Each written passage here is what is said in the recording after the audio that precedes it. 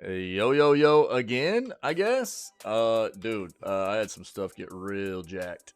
So, this will be part 2 of the news. Hopefully we're getting everybody back in here. I apologize for everything going down.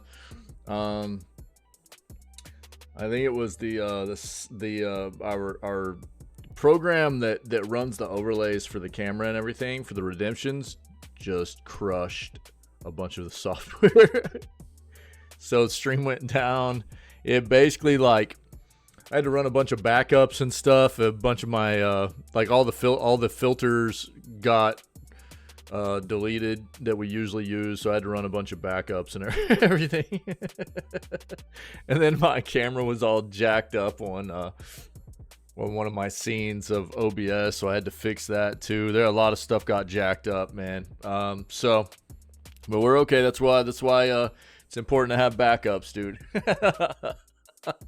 Oh man, I apologize, guys. I'm sorry for the news going down. Sorry for the stream going down. We're gonna finish it up though. So, oh, what a weird thing, dude. It was like we were just in the middle of this article, and all of a sudden things just donked out, dude. It was really, really weird. So it is what it is, dude. That's technology sometimes. It could have been much worse.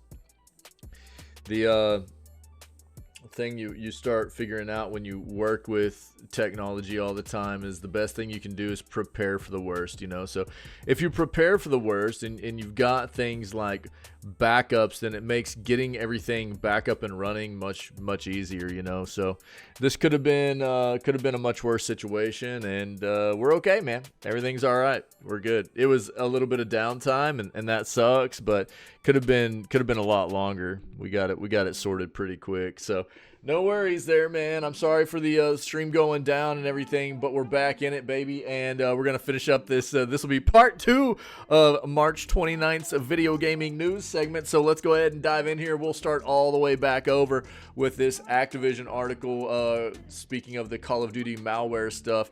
That way, no matter where we were with it in the first place, we'll get the whole thing into this part 2 section, okay? So let's go. Let's dive in here.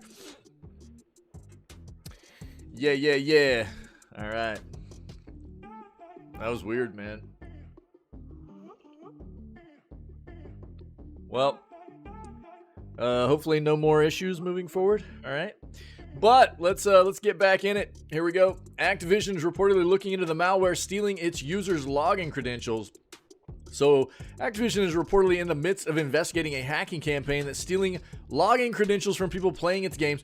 According to TechCrunch, bad actors have been successfully installing malware onto victims' computers and using their access to steal logins for their gaming accounts and even their crypto wallets. The video game publisher has apparently been helping victims remove the malware and regain control of their accounts, but it doesn't have enough information at the moment to say how the malware is spreading. TechCrunch's source said the malware could be only affecting folks who have third-party tools installed, insinuating that people are getting it from non-Activision developed software typically used with its games. Delaney Simons, Activision spokesperson, told the publication that the company is aware of claims that some player credentials across the broader industry could be compromised from malware from downloading or using unauthorized software. He added the company's servers remain secure and uncompromised. That's certainly a plausible theory, seeing as the hacking scheme appears to have been uncovered by someone known as Ziebler, who develops cheating software for Call of Duty. Ziebler told TechCrunch that he discovered the campaign when one of his customers had their account stolen for his software. Upon looking into it, he reportedly discovered a database containing stolen credentials. He also said that the malware is disguised to look like real software, but they were actually designed to steal the usernames and passwords victims type in. Yeah, I mean, that's the way a lot of this stuff goes. Ziebler is presumably talking about third-party tools like cheating software getting cloned to harvest people's logins, but phishing schemes that use Activision's official login design exist as well. Bottom line is, people should be careful when they download and always double-check if the login page they're typing in is the real deal. Here's what it really comes down to. Quit cheating in games, you soft-ass gamers. That's what it really comes down to, you know. Quit cheating in competitive games.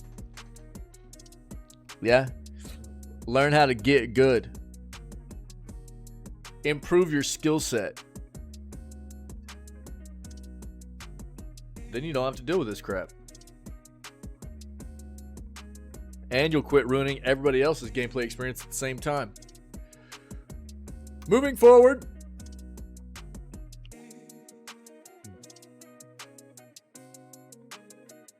CD Projekt Red is updating their game pipeline and dev count. CD Projekt has released an update. You shake weight jam.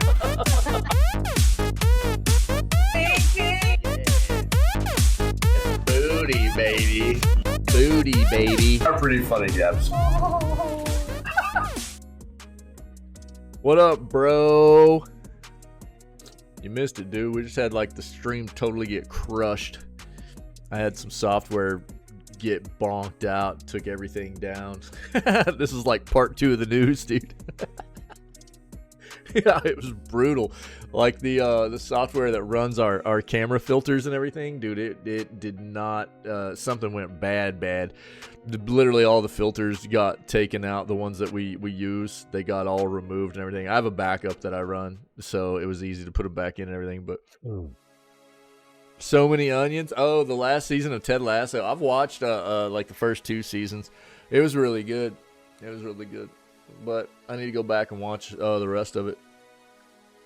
Yeah, it was a good show. I liked it. Good to see you, buddy. Happy Friday, man. How many seasons are there of it now? 3? Oh, okay. Yeah. I'll have to go back and check it out, dude. Be cutting some onions, huh? It's got the feels going on. Ends at 3 too. Interesting. Right on, man. I'll have to check it out. Yeah, nice. I hate flipping Apple TV, dude. I hate it. I get like every 6 months, I get like 6 months free of it.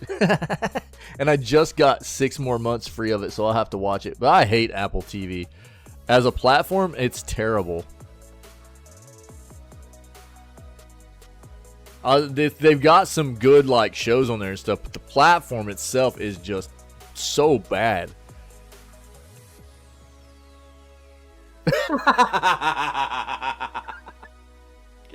Yeah, dude. Let's go. Yeah, bro. Let's go. That's funny, dog. Yeah, so I get like every they did this last year too, so my mobile provider will give me like 6 months free of just like Apple TV. And they're like, okay, well, you know, we'll give you 6 months free, but you've got to sign up with a credit card, so it's a recurring thing. But basically all you do is you sign up for 6 months of it. You use it like a credit card or whatever to sign up for a recurring charge, and then you immediately cancel the subscription and remove your card out of your account or whatever. And you still get the 6 months, dude. So I just get like 6 months of Apple TV Plus, dude, for free. I never pay anything for it, other than the fact that I'm paying for my normal mobile charge, you know, monthly charge or whatever. It's pretty cool. Like they do a lot of that stuff. Like I just got the entire season of MLB. I mean, not everybody likes baseball, but I do. I like baseball. I watch baseball. You know, I'm a baseball fan. So I got the entire season of MLB.TV for free. Don't pay a cent. It's normally like $150 or something, I think. Just got the whole thing for free. Just as like a luxury, you get like a week to sign up for it when they give it out. But if you sign up in that week, you just get it for free, dude. It's pretty dope. It's done it for like forever. It's cool. I'd get NHL stream service if there wasn't such a huge time difference. So you like baseball, Davey? It's T-Mobile, dog. T-Mobile during this time, it just started on the 25th of March, I think.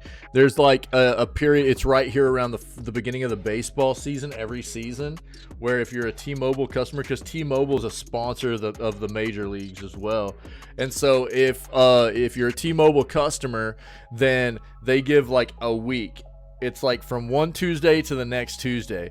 So this past Tuesday, maybe it was like the 26th or something, you know, it's they give you a week to sign up for it. And if you sign up for it within that week through their app or whatever, and they verify that you have an account, it's just free, dude. It's free.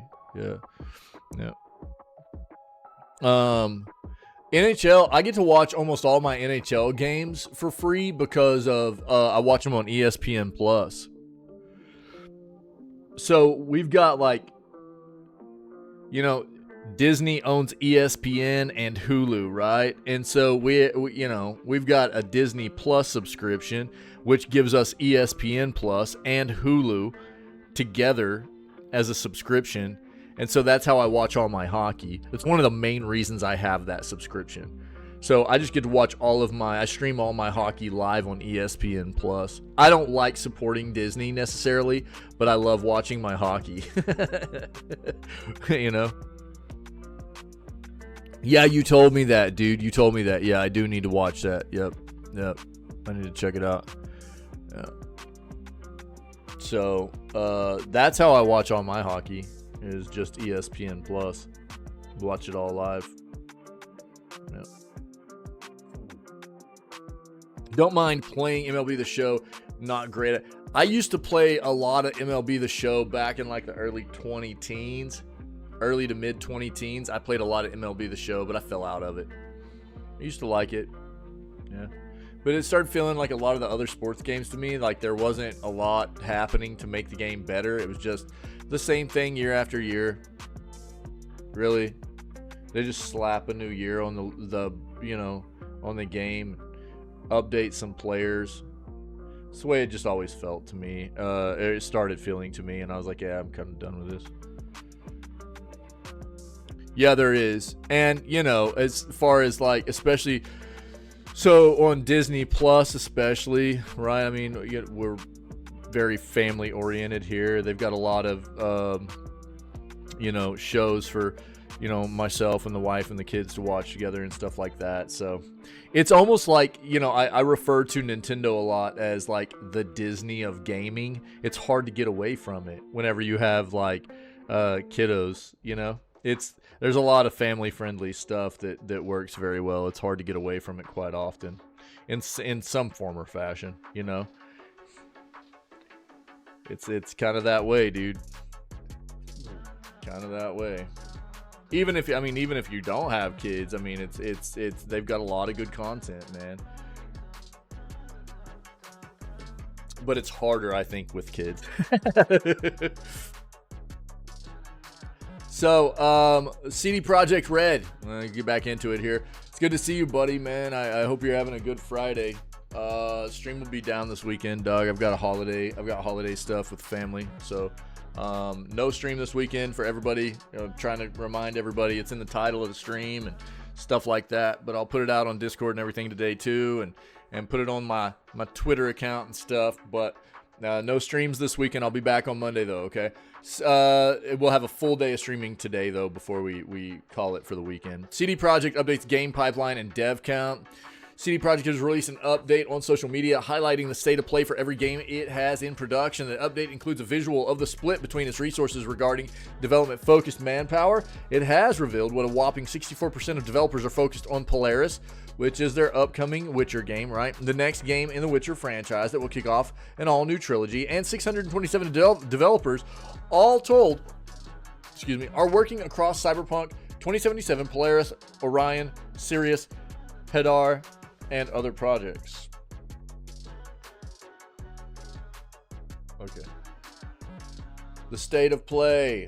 It was revealed that nothing is in development at CDPR. Instead, most of the company's projects are in pre-production or concept phase. The new IP that will be developed by CDPR is in the IP concept phase, while Orion, the next Cyberpunk game, and The Witcher remake are both in the concept phase. Polaris, the next single-player Witcher title, is in pre-production, as is Sirius, the multiplayer-focused title set in the same universe. One of the graphics posted on the social media revealed that just 17 developers are still working on Cyberpunk 2077 in some capacity. The final major updates rolled out for the open world Rags to Riches title weeks ago, but there are still plenty of players that will need supporting until the game dies out. Elsewhere, 403 developers are assigned to Polaris, which accounts for more than 64% of CDPR's developer workforce. Only 20 developers, are working to flesh out the IP concept for Hadar, which is CDPR's most mysterious game. Interesting. See this graphic.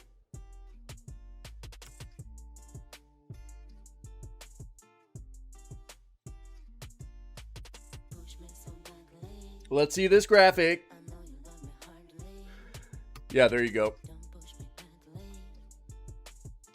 Giving a breakdown of all their developers, what they're working on. Interesting. Okay. Well, there you go. Man, stop. Knock it off. Gamers need to circle April 10th on their calendars. All right. So, what do we have happening on April 10th? And what day is that, by the way?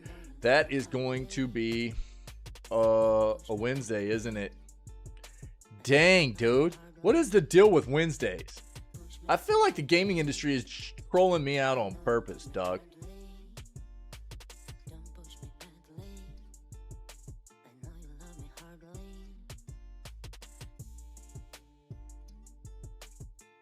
Gamers need to circle April 10th on their calendars. Gamers would be wise to tune in to an imminent showcase involving some of the industry's celebrated studios set for April 10th. Evil Empire's Triple I Initiative Showcase will highlight over 30 indie studios with new reveals and gameplay demos on April 10th. The event aims to focus on Triple I games, with indie studios featuring AA or AAA production values like A44's Flintlock, The Siege of Dawn. Expect appearances from studios like Focus and Gearbox as well. Hump Day highlight of the week. Yeah, I guess, dude. Yeah. What's up, Florida? How you been? Yeah, Evil Empire, the studio behind the 2018 indie hit Dead Cells, which was an amazing game, has revealed the Triple I Initiative Showcase ready to go live next month. New event plans to highlight upcoming games from over 30 indie studios and publishers, many of which are well known for past hits and have dedicated followings. Some long-standing annual events like PC Gamer's PC Gaming Show, the Devolver Digital Direct, Tim Schafer's Day of the Devs, opening the door for newer annual indie showcases like Future Game Show, Wholesome Direct, and Guerrilla Collective, Annapurna Interactive, and more to crop up. Yeah. So now Evil Empire is starting the Triple I Initiative Showcase. Going live on April 10th at 10 a.m. Pacific Time, /1 p.m. Eastern. Gamers can tune in on YouTube, Twitch, and Steam to catch a tight 45-minute flow of new reveals and gameplay demos coming from some of the most celebrated independent studios in the industry. Developers like A44, Extremely OK Games, Heart Machine, and Thunder Lotus populate the long list of game makers involved. COO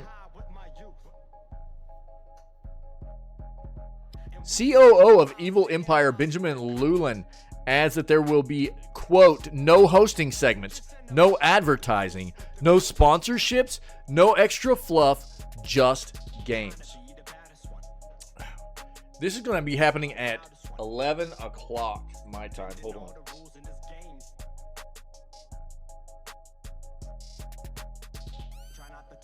I've got some appointments happening that day.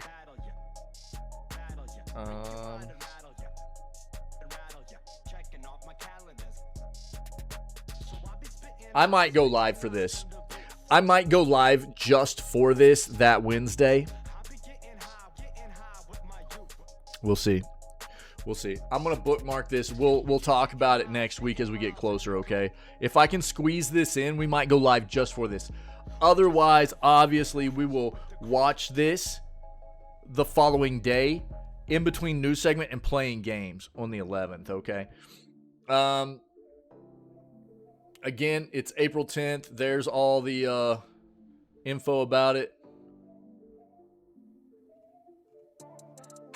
These are all of the studios that are going to be involved. They've got a whole list here. Nice.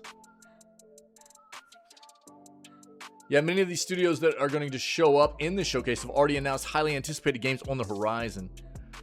So we'll probably just be getting some additional information Games such as Hyperlight Drifter, Solar Ash, Earthblade, stuff like that. Cool. I will bookmark this, and we will do our best to try and watch this live next week, even though that's my day off, okay? I can probably squeeze in, like, almost an hour worth of time to just be live here with you guys to watch this, if you guys are interested, all right? Florida, how's life, Florida? What's up, man? You been working your booty off? I know you work a lot.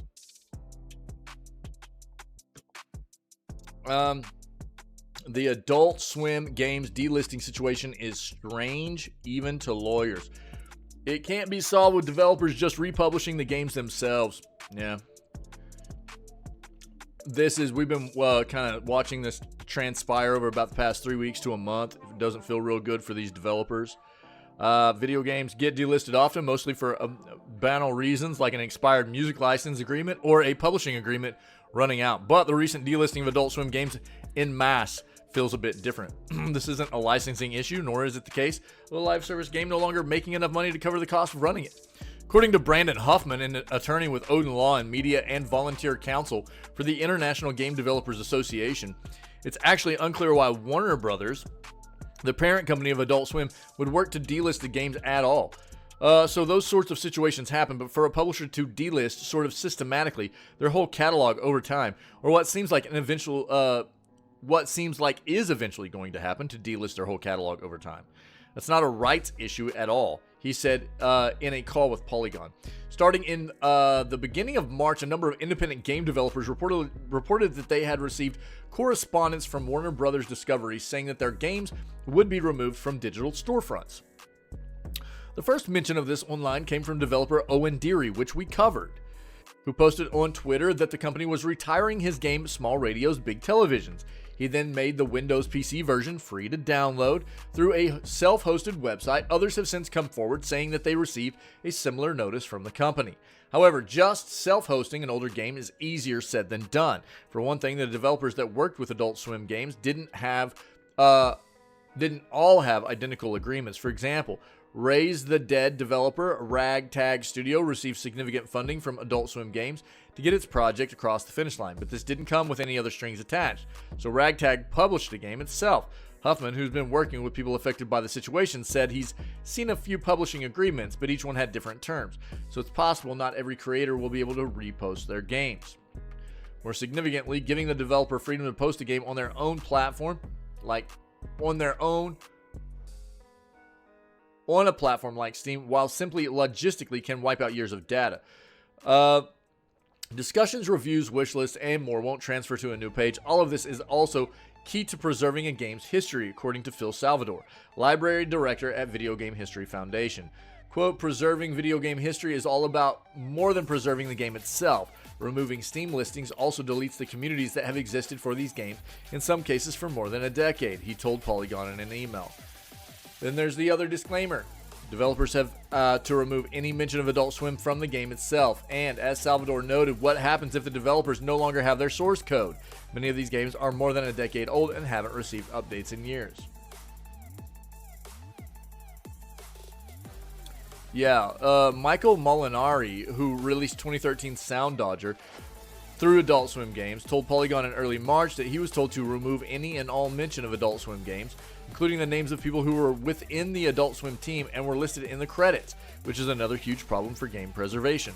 I'm a huge supporter of games preservation. This is a direct blow to properly crediting the people that worked on a game, he said.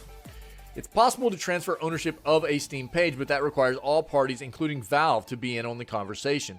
Theoretically easy to do, just a few clicks with the help of Steam's transfer page, but you need either Warner to transfer it over, or you need to prove to Valve that you're the owner and have somebody over there transfer the page. And apparently Warner Brothers has not given a hot crap to help these people do this stuff, unfortunately. Through the worst of it after this week? Love to hear it, Florida. Good stuff, man.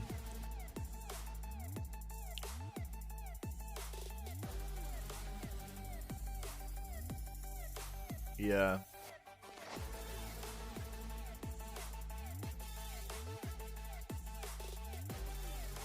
Apparently they're just having a really tough time figuring out who to even contact, if anyone, at Warner Brothers or Adult Swim Games, Adult Swim at all, that could or even is willing to potentially help them get their games transferred over to them, like for Steam or anything like that, you know.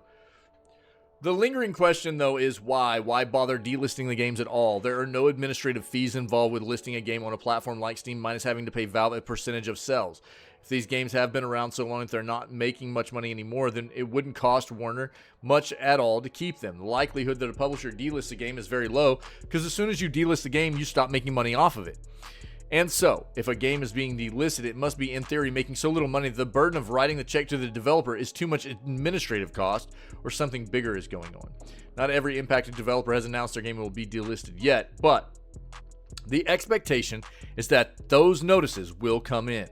Warner Brothers has yet to fully announce its future game strategy beyond statements regarding the proliferation of popular IP like Harry Potter, but the future of indies at the studio and for Adult Swim Games as a whole will become clearer over the coming months. We already know that they want to turn basically almost everything they do into a live service game like Suicide Squad.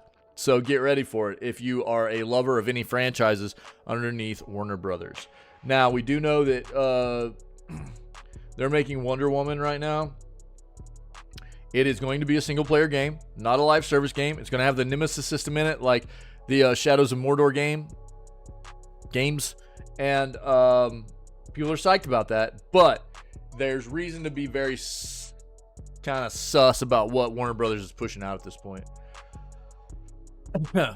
This is not the first time developers have been screwed by publishers, and it won't be the last. That is the truth, unfortunately. Yeah, we kind of been following this for a little while, and it just doesn't feel good. Last and absolutely least, because it has to do with Destiny 2. I'm just kidding, Ferret.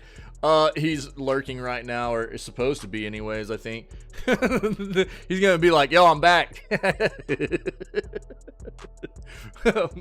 Bungie rolls back controversial plan to time gate into the light loot. Consistent complaint rears its ugly head once again. What do we got? Update. Bungie has put out a thread on Twitter responding to community criticism of its plans to slowly roll out the second batch of reprised Brave weapons coming with the Into the Light update. You will now be able to collect the entire set as of April 30th, giving players more than a full month to scoop the limited edition versions of whatever god roll perk combos they're chasing. The thread goes on to emphasize that the new Onslaught mode from which these guns will drop is going to have Guardians swimming in loot. The news appears to have mollified players, which means we can reset the days since last Destiny 2 Crisis's clock. Honestly, the hands have almost worn out at this point. Yeah. So apparently, from what I understand, they were originally planning on rolling these weapon releases out slowly, and the community was not a fan, and they got a bunch of criticism. They have now decided to roll them out all at once. That's basically what this comes down to. If you want to read the rest, take a look, or reach out to our buddy Ferret here in chat, our moderator and friendo, and see what Ferret has as far as any other information. Ferret is our Destiny 2 aficionado here in the channel. Plays Destiny 2 all the time, loves it, is very good at it, and is always willing to help people out as well. So, don't hesitate to reach out if you need anything having to do with Destiny 2, okay? Yo, that's the news, my dudes and dudesettes. Sorry for the break in the news segment there. Technical issues arose. It's not something that happens all the time, but it does happen sometimes. And so, luckily, the downtime wasn't too long. But I do apologize. It always feels bad whenever there's something like that happens that causes us to have a break in the stream, man. So it was weird, it was unfortunate, but luckily we were able to get back up and running pretty quick. So happy Friday, man. I hope you guys are having a banger start to your weekend. I know I am. Thanks for the awesome news segment here. Part 1 and 2. We're going to move on and play Day 7 of Dragon's Dogma 2. And we'll see if the patch that rolled out has any kind of performance improvement at all for us on PC. I'm not expecting much. They've already stated as much as to, you know, kind of hinder expectations on the front of what people should expect performance-wise on PC, and that further patches are coming that should be improving that. So I'm not expecting a whole lot, but we'll see what happens. And at least it looks like they're starting to roll out some patches for the game, even if it does, to me, feel a little bit slow. Yeah, but the content's amazing, and it's at least playable to the point of where it doesn't mess with my enjoyment of the game too much. So we're gonna go do that today. If anybody's been hanging out today for the first time, you're not quite aware of what we do here on the Constant. We're live normally 6 days a week. I am taking this weekend off as I have some plans with the family that are going to prevent me from being able to do live streaming, but normally 6 days a week. We're live every day but Wednesday. Wednesday is our normal day off. We begin at 6 a.m. CST CDT. That would be 7 a.m. Eastern time, or 4 a.m. Pacific time, where we begin with video gaming news. We're always trying to stay current on what's happening in the industry as a whole, promote a healthier industry for ourselves as video gaming enthusiasts and consumers of these products, man. So if you can dig that, come be a part of what we do. We've got an amazing community. Always having a great time, enjoying video games, talking about video games, but also just cultivating a very welcoming,